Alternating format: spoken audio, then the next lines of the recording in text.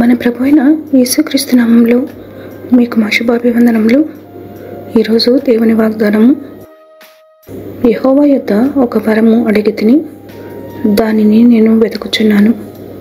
యెహోవా ప్రసన్నతను చూచుటకును, ఆయన ఆలయములో ధ్యానించుటకును, నా జీవితకాలమంతయు నేను యెహోవా మందిరములో నివసింపగోరుచున్నాను. ఆపత్కాలమున ఆయన తన పర్ణశాలలో నన్ను దాచును, తన గుడారపు మాటున నన్ను దాచును. ఆశ్రయదుర్గమ మీద ఆయన నన్ను ఎక్కించును. కీర్తన 27:4-5 One thing I ask from the Lord, this only do I seek, that I may dwell in the house of the Lord all the days of my life, to gaze on the beauty of the Lord and to seek him in his temple. For in the day of trouble he will keep me safe in his dwelling.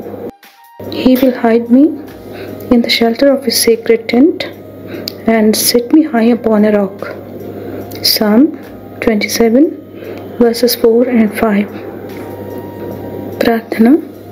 ప్రేమగల తండ్రి, ఆపత్కాలంలో నమ్ముకున్నదగిన సహాయకుడుగా ఆదుకుంటున్నందుకై వందనాలు.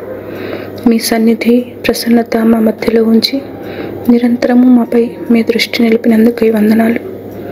ఆపదలో, దిక్కుతోచిన స్థితిలో, ఇబ్బందిలో ఉన్న వారిపై మీ కనికరము చూపి విడుదల దయచేయమని యేసు నామములో వేడుచున్నాము తండ్రి. Amen. Have a blessed day. God bless you.